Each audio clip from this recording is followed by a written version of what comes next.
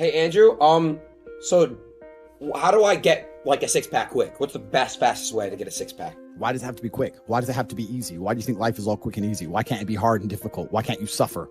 Because suffering is what gives it value. If everyone had a six-pack and it was quick and easy, then it wouldn't be valuable, would it? If everyone walked around with a six-pack and they got it easily, then no one would give it shit. The whole point is that it's difficult to get. Value is linked to difficulty. If you want something that is valuable, you need something which is difficult to obtain.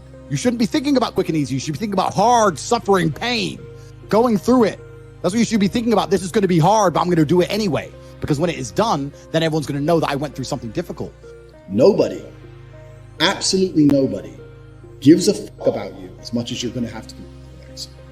Nobody cares about you as much as they need to care to fix your life. But nobody is going to come to your bed, drag you out of bed, drag you to a job, force you to work hard. You are never going to have any of the things you want if you do not get them yourself. The only person who's going to make me happy and live a life that I want to live is me. Nobody's going to do it for me. People say, Tate, what motivates you? And I find that I think that's a stupid question. I was a 4-time kickboxing world champion. For 12 years, I trained 5 hours a day, 6 days a week. And I was motivated to train probably about 25% of the time. The rest of the time I went because I am disciplined. If I wake up and I'm unhappy, I will do the exact same things as if I am happy. I will go to the gym the same. I will work the same. How I feel has no impact on how I live my life. We're grown-ups and we have responsibilities and we have problems and we have pressure, and you don't necessarily have to be happy to perform, and happiness will come at the end of the performance anyway. But if your number one goal as a man, if your number one mission in life is just to be happy, that's going to be an extremely vaporous existence, and you're not going to be a man of substance. Your ability to deal with stress, the amount of stress you can deal with as an individual, is directly correlated to your success level. If you can deal with stress all day, you're going to be successful. If you collapse under stress, you're not going to be successful. There's no way to the top without stress involved. But there is a massive correlation between success in life and stress tolerance. The more stress you can tolerate, the better your life's going to be.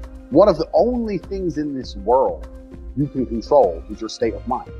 You can't control the weather. You can't control other people. You can't even control your health. One of the very few things in the world you have genuine control over is your state of mind. If you can't control that, then you're just a feather in the wind and life's going to blow you around. I can't imagine truly wanting to quit something and not being able to quit. I can't imagine it. When I talk to people who say, I want to quit smoking, I say, when? They go, oh, well, soon. But that means you don't want to quit. You want to keep smoking for a while and quit later. I can't imagine a mind frame or a mindset where I want to do something and can't do it.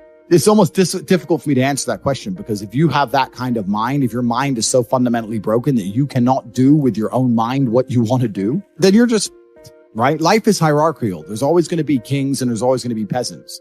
If you have a mind that you can't control, then you're never going to be a king. You're going to be a peasant. That's your life. You have a peasant's life ahead of you, and that's your destiny. Enjoy. Right? There's always been peasants. That's life. But I believe that the most important thing you can do as a man is to gain control of your mind. Once you have control of your mind, life is so ridiculously easy. People say to me, Tate, you're in good shape. All you do is drink vodka and travel the world. You're never even home. You never even have a gym. How do you do it? It's ridiculously easy if you control your mind. If I decide to do 1,000 push-ups, I'll do them. Maybe I have to do them one at a time. Maybe I'll get tired. Maybe I need a break. I'm going to do 1,000 because I said I'm going to do 1,000. Everyone knows what they're supposed to do.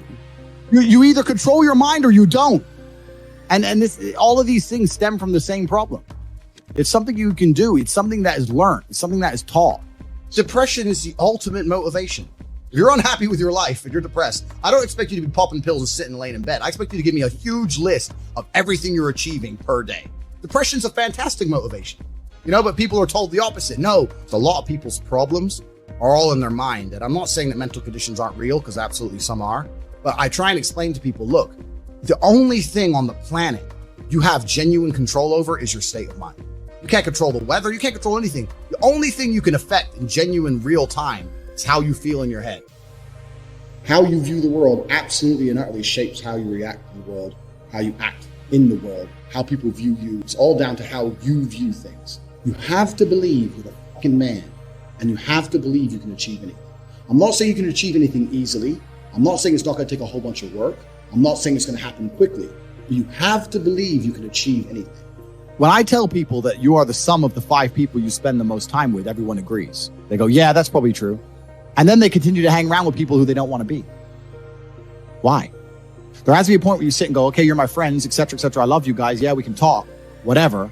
But I'm on a different life path. You have to leave some people behind. If you were to come hang around with me and my crew, you would be self-conscious. And that self-consciousness would motivate you, or they would certainly instill the discipline required for you to change. You don't feel self-conscious amongst your peers. That's why you don't change. When I was broke, I couldn't sleep. And I say that, people laugh. I'm not joking. When I wanted money, like fucking I needed air.